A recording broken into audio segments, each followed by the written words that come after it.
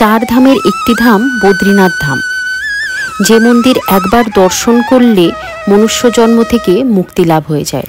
এই বিশ্বাস নিয়ে প্রতি বছর লাখে লাখে মানুষ এই বদ্রীনাথ ধাম দর্শনের জন্য ভিড় করেন। তবে বছরের সবকটা দিন কিন্তু মন্দিরের দরজা খোলা থাকে না, তার জন্য থাকে একটি বিশেষ সময়। এছাড়া এই মন্দির দর্শন করবার জন্য যাত্রা রেজিস্ট্রেশন ম্যান্ডেটারি। তাই আজকের ভিডিওতে থাকছে এই বদ্রীনাথ দর্শনের যাবতীয় তথ্য সহ কিভাবে যাবেন, কলকাতা থেকে কি ট্রেন এবং হরিদ্বার থেকে কি বাসে বা শেয়ারিং ক্যাবে কিভাবে আপনারা যাবেন, এই সমস্ত তথ্য নিয়ে থাকছে আজকের ভিডিওটি। এছাড়া ভিআইপি পাস আর স্পেশাল পুজোর ব্যবস্থা, এই সমস্ত ব্যাপারেও তথ্য থাকবে ডিটেলসে। আর ভিডিওর শেষে আমি টোটাল খরচ খরচা সহ পুরো আইটেনারিটি আপনাদের বলে দেব। আর এছাড়াও থাকবে আপনারা এখানে গেলে আশেপাশে আর কি দেখতে পারেন বা আশেপাশের ভিজিটিং স্পটও থাকবে ছোট্ট করে। তাহলে চলুন শুরু করি আজকের ভিডিও। অলকানন্দা নদীর তীরে অবস্থিত এই বদ্রীনাথ ধাম, এটি উত্তরাখণ্ডের চামোলি ডিস্ট্রিক্টের অন্তর্গত। কলকাতা থেকে আপনি দুভাবে বদ্রীনাথ মন্দির পৌঁছতে পারেন। একটি হলো কলকাতা থেকে দেরাদুন পর্যন্ত ফ্লাইট করে, সেখান থেকে হরিদ্বার আপনাকে ট্রেনে যেতে হবে। হরিদ্বার বা ঋষিকেশ থেকে আবার আপনাকে যাত্রা শুরু করতে হবে বদ্রীনাথের উদ্দেশ্যে। আরেকটি রাস্তা হলো কলকাতা থেকে আপনাকে বাই ট্রেনে হরিদ্বার বা ঋষিকেশ পৌঁছতে হবে। এই হরিদ্বার বা ঋষিকেশ থেকেই আপনারা বাস, শেয়ারিং ক্যাব বা এমনি বুকিং ক্যাব সমস্তই পেয়ে যাবেন বদ্রীনাথ যাওয়ার জন্য। এবার বলবো হরিদ্বার থেকে যদি আপনি একটি ক্যাব বুক করেন তাহলে পুরো গাড়িটির ভাড়া কত পড়বে। মোটামুটি এক্ষেত্রে 3,500 থেকে 4,000 টাকা পার ডের হিসেবে গাড়ি বুকিং করতে পারা যায়।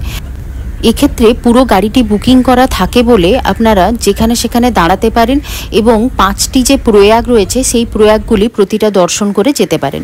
এই সুবিধাটি কিন্তু শেয়ারিং ক্যাবে পাবেন না, তবে শেয়ারিং ক্যাবে ভাড়াটা অনেকটা কম পড়ে। এবার বলবো শেয়ারিং ক্যাবে কিভাবে যাবেন। হরিদ্বার বাস স্ট্যান্ডের কাছেই অনেক বুকিং কাউন্টার পেয়ে যাবেন যেখানে শেয়ারিং ক্যাব বুক করা হয়। এক্ষেত্রে আপনারা বদ্রীনাথ অবধি ডিরেক্ট যেতে পারবেন না, আপনাদের যেতে হবে যোশীমঠ পর্যন্ত। ভাড়া পড়ে শেয়ারিংয়ে পার হেড 900 টাকা করে। আর যোশীমঠ থেকে বদ্রীনাথ যাওয়ার জন্য শেয়ারিং ক্যাব পাওয়া যায়, যার মূল্য হলো 150 টাকা পার হেড। এবার বলবো বদ্রীনাথ যাওয়ার বাস কি আছে এবং কোথা থেকে পাবো।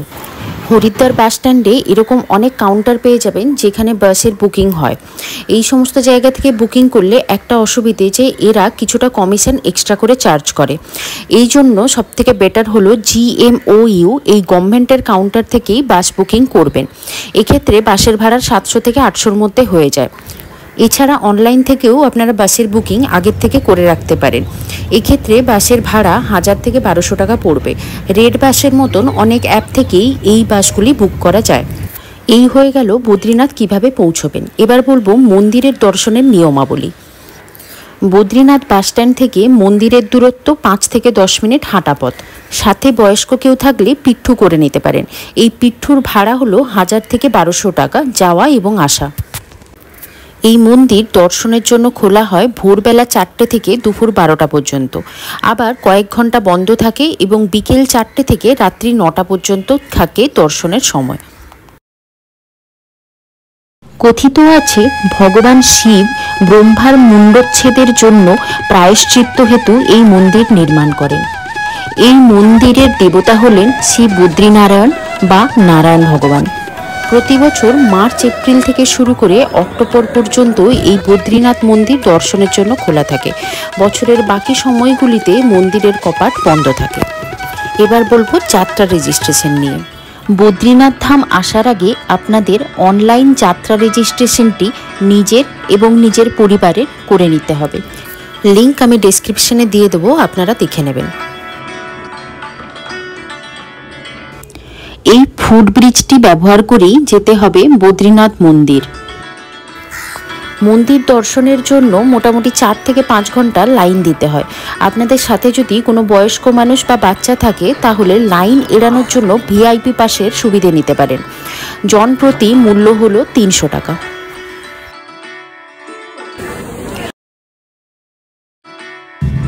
মন্দিরে প্রবেশের পূর্বেই পাবেন উষ্ণকুণ্ড। এই জলে অনেকেই স্নান করে তারপরে মন্দির দর্শনে যান। জলে হাত দিয়ে বোঝা গেল জল কিন্তু বেশ গরম।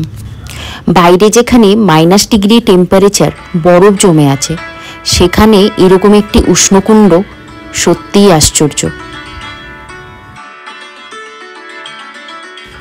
ভিডিওটি ভালো করে খেয়াল করলে দেখতে পাবেন জল থেকে ধোঁয়া উঠছে। আপনারা যদি কেউ পুজো দিতে চান তাহলে অনলাইনে বুকিং করতে পারবেন। এছাড়া মন্দিরে পৌঁছেও কাউন্টার থেকে বুকিং করা যায়। আমি সাইটের লিঙ্ক ডেসক্রিপশনে দিয়ে দেব। আপনারা কোন পুজোর কত চাঁদা সেটা সাইটে দেখে নিতে পারেন বা এই ভিডিওটি পজ করেও দেখতে পারবেন।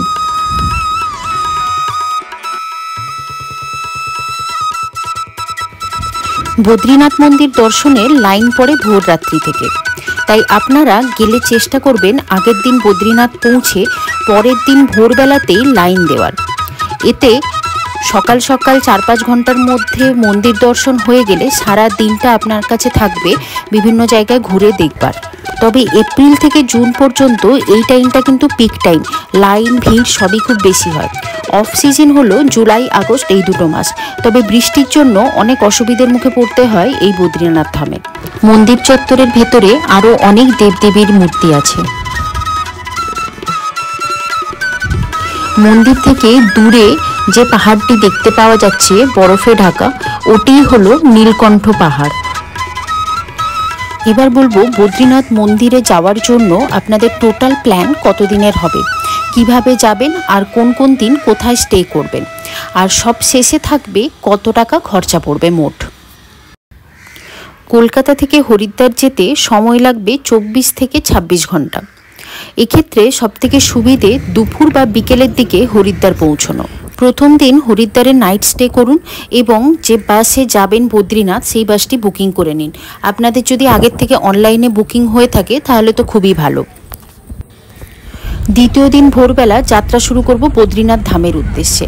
বাস বা শেয়ারিং ক্যাব যেটি আপনারা বুক করেছেন তাতে সকাল সকালই রওনা হয়ে পড়ুন বদ্রীনাথ ধামের উদ্দেশ্যে।